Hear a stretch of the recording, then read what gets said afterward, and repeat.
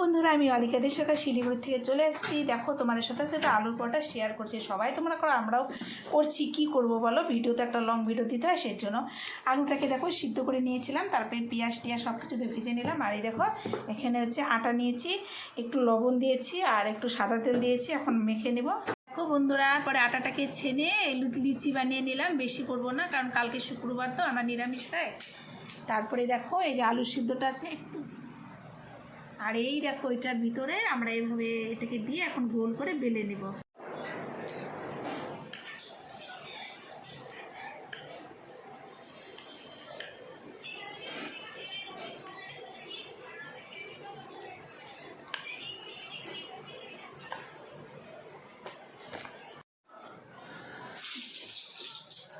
দেখো, এই যে তারপরে আমি তেল একটু বেশি দেবো না, অল্প অল্প তেলে এই পরোটাগুলোকে ভেজে দিচ্ছি। আর এই যে এতগুলো আছে, ঠিক আছে।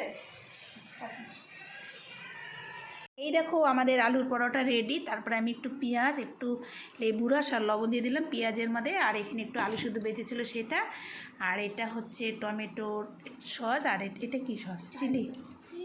আর এই যে পরোটা দেখছো, এই দেখো আমি খাচ্ছি। খুব টেস্টি হয়েছে বন্ধুরা।